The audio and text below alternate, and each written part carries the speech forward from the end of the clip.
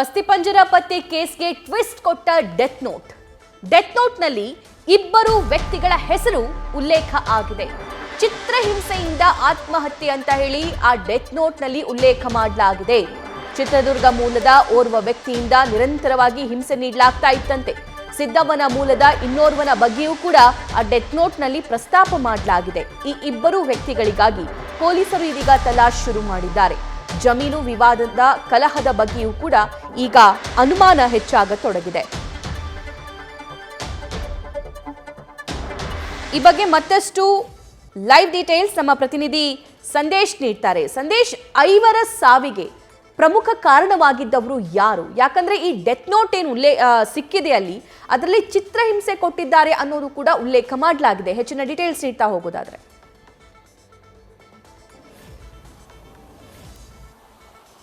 ಸಭಾ ಪ್ರಮುಖವಾಗಿ death note ಸಿಕ್ಕ ಬಳಿಕ ಪ್ರಕರಣಕ್ಕೆ ಸಾಕಷ್ಟು ಟ್ವಿಸ್ಟ್ ಮೇಲೆ ಟ್ವಿಸ್ಟ್ ಸಿಗ್ತಾ ಇದೆ. ಯಾಕಂದ್ರೆ ಈ ಪ್ರಕರಣದಲ್ಲಿ ಯಾವ ಕಾರಣಕ್ಕಾಗಿ ಇವರು ಯಾವ ಕಾರಣದಿಂದ ಇವರು ಸಾವನ್ನಪ್ಪಿದ್ರು ಅನ್ನೋದ್ರ ಬಗ್ಗೆ ಸಾಕಷ್ಟು ಅನುಮಾನಗಳು ವ್ಯಕ್ತವಾಗಿತ್ತು. ಆದ್ರೆ ಯಾವಾಗ ಡೆತ್ ನೋಟ್ ಲಭ್ಯವಾಗುತ್ತೋ, ಡೆತ್ ನೋಟ್ ನಲ್ಲಿರುವಂತಹ ಕಂಟೆಂಟ್ ಏನಿದೆ ಅಥವಾ ಡೆತ್ ನೋಟ್ ನಲ್ಲಿ ಜಗನ್ನಾಥ್ ರೆಡ್ಡಿ ಮೆನ್ಷನ್ ಮಾಡಿರುವಂತಹ ಅಂಶಗಳು ಸಾಕಷ್ಟು ಈಗ ಅನುಮಾನಗಳಿಗೆ ಎಡೆಮಾಡ್ಕೊಡ್ತಾ ಇರುವಂತದ್ದು. ಯಾಕಂದ್ರೆ ಜಮೀನು ವಿವಾದದ ಕುರಿತಂತೆ ಆ ಡೆತ್ ನೋಟ್ ನಲ್ಲಿ ಜಗನ್ನಾಥ್ ರೆಡ್ಡಿ ಮೆನ್ಷನ್ ಮಾಡಿದ್ದಾರೆ. ಜೊತೆಗೆ ಪರ್ಟಿಕ್ಯುಲರ್ ಆಗಿ ಅವರೇ ನಾವು ವಿಷಯವನ್ನ ಸೇವಿಸಿ ಆತ್ಮಹತ್ಯೆಯನ್ನ ಮಾಡ್ಕೊಳ್ತಾ ಇದ್ದೀವಿ ಅಂತೇಳಿ ಆ ಡೆತ್ ನೋಟ್ ನಲ್ಲೂ ಕೂಡ ಬರ್ದಿರುವಂತದ್ದು. ಅಂದ್ರೆ ಪ್ರಮುಖವಾಗಿ 2019ರಲ್ಲಿ ಜಮೀನಿನ ವಿಚಾರವಾಗಿ ಸಾಕಷ್ಟು ಕಲಹಗಳಾಗಿರ್ತವೆ. ಆ ಕಲಹಕ್ಕೆ ಸಂಬಂಧಪಟ್ಟಂತೆ ಇಬ್ಬರು ವ್ಯಕ್ತಿಗಳು ನಮಗೆ ಪದೇ ಪದೇ ಕೂಡ ಚಿತ್ರಹಿಂಸೆಯನ್ನ ಕೊಟ್ಟಿದ್ರು. ಆ ಇಬ್ಬರು ವ್ಯಕ್ತಿಗಳ ಚಿತ್ರಹಿಂಸೆಯಿಂದ ನಾವು ಮನನೊಂದು ವಿಷವನ್ನ ಸೇವಿಸ್ತಾ ಇದ್ದೀವಿ ಕುಟುಂಬ ಸಮೇತರಾಗಿ ಅಂತೇಳಿ ಡೆತ್ ನೋಟ್ ನಲ್ಲೂ ಕೂಡ ಅವರು ಉಲ್ಲೇಖವನ್ನ ಮಾಡಿರುವಂತದ್ದು. ಆ ಡೆತ್ ನೋಟ್ ನಲ್ಲಿ ಮೆನ್ಷನ್ ಮಾಡಿರುವಂತಹ ಆ ಇಬ್ಬರು ವ್ಯಕ್ತಿಗಳು ದೊಡ್ಡ ಸಿದ್ದವನಹಳ್ಳಿ ಮೂಲದ ಓರ್ವ ವ್ಯಕ್ತಿ, ಹಾಗೆ ಚಿತ್ರದುರ್ಗ ನಗರ ಮೂಲದ ಓರ್ವ ವ್ಯಕ್ತಿ. ಇಬ್ಬರು ವ್ಯಕ್ತಿಗಳು ಕೂಡ ನಮಗೆ ಸಾಕಷ್ಟು ಚಿತ್ರಹಿಂಸೆಯನ್ನ ಕೊಡ್ತಾ ಇದ್ರು. ಆ ಜಮೀನು ವಿವಾದದ ಕುರಿತಂತೆ ನಮ್ಮಿಬ್ಬರಿಗೂ ಕೂಡ ಮೊದಲಿಗೆ ಕಲಹ ಶುರುವಾಗಿತ್ತು. ಅದಾದ ನಂತರ ಆ ಒಂದು ಜಮೀನು ವಿಚಾರ ಕೋರ್ಟ್ ನಲ್ಲೂ ಕೂಡ ಕೇಸ್ ಆಗಿ ಅಲ್ಲಿ ಕೋರ್ಟ್ ನಲ್ಲೂ ಕೂಡ ಸಾಕಷ್ಟು ವಾದ ವಿವಾದಗಳು ಕೂಡ ನಡೆದಿತ್ತು. ಆದ್ರೆ ಕೋರ್ಟ್ ನಲ್ಲಿ ಕೇಸ್ ಇರುವಂತ ಸಂದರ್ಭದಲ್ಲೇ ನಮಗೆ ಪದೇ ಪದೇ ಕೂಡ ಬಂದು ಚಿತ್ರಹಿಂಸೆಯನ್ನ ಕೊಡ್ತಾ ಇದ್ರು. ಆ ಕಾರಣಕ್ಕಾಗಿ ನಾವು ಆ ವಿಷವನ್ನ ಸೇವಿಸಿ ಆತ್ಮಹತ್ಯೆಯನ್ನ ಮಾಡ್ಕೊಳ್ತಾ ಇದ್ದೀವಿ ಅಂತೇಳಿ ಜಗನ್ನಾಥ್ ರೆಡ್ಡಿ ಅವರು ಬರೆದಿರುವಂತಹ ಒಂದು ಡೆತ್ ನೋಟ್ ಕೂಡ ಲಭ್ಯವಾಗಿದೆ. ಆದ್ರೆ ಇಲ್ಲಿ ಪ್ರಮುಖವಾಗಿರುವಂತದ್ದು ಪೊಲೀಸರ ಇನ್ವೆಸ್ಟಿಗೇಷನ್ ಸಂದರ್ಭದಲ್ಲಿ ಡೆತ್ ನೋಟ್ ನಲ್ಲಿರುವಂತಹ ಕಂಟೆಂಟ್ ಅನ್ನ ಕೂಡ ಪಡೆದುಕೊಂಡು ಆ ಇಬ್ಬರು ವ್ಯಕ್ತಿಗಳು ಯಾರು ಅನ್ನೋದನ್ನ ಪತ್ತೆ ಹಚ್ಚೋದಕ್ಕೂ ಕೂಡ ಈಗಾಗಲೇ ಮುಂದಾಗಿದ್ದಾರೆ. ಯಾಕಂದ್ರೆ ಅವರನ್ನ ಪತ್ತೆ ಹಚ್ಚಿದ್ರೆ ಅಕ್ಯುರೇಟ್ ಆಗಿ ಏನಾಯ್ತು ಅವತ್ತು ಅಥವಾ ಆ ಸಂದರ್ಭದಲ್ಲಿ ಏನಾಯ್ತು ಅನ್ನೋದು ಕೂಡ ಗೊತ್ತಾಗುತ್ತೆ.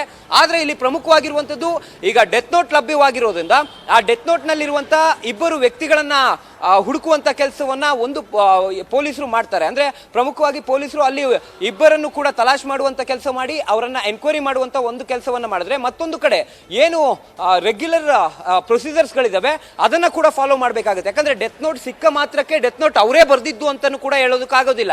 ಯಾಕಂದ್ರೆ 2019ರ ಡೆತ್ ನೋಟ್ ಆಗಿದೆ, ಜಗನ್ನಾಥ್ ರೆಡ್ಡಿ ಅವರೇ ಬರ್ದಿದ್ದು ಅಂತ ಗೊತ್ತಾಗೋದಕ್ಕೆ ಅಲ್ಲಿ ಹ್ಯಾಂಡ್ ರೈಟಿಂಗ್ ಚೆಕ್ ಅನ್ನ ಕೂಡ ಮಾಡಬೇಕಾಗುತ್ತೆ. ಜೊತೆಗೆ ಅವರೇ ಬರ್ದಿದ್ದು ಅಥವಾ ಬೇರೆ ಯಾರಾದ್ರೂ ಬರ್ದಿದ್ದ ಇವೆಲ್ಲವನ್ನು ಕೂಡ ಪತ್ತೆ ಹಚ್ಚಬೇಕಾಗುತ್ತೆ.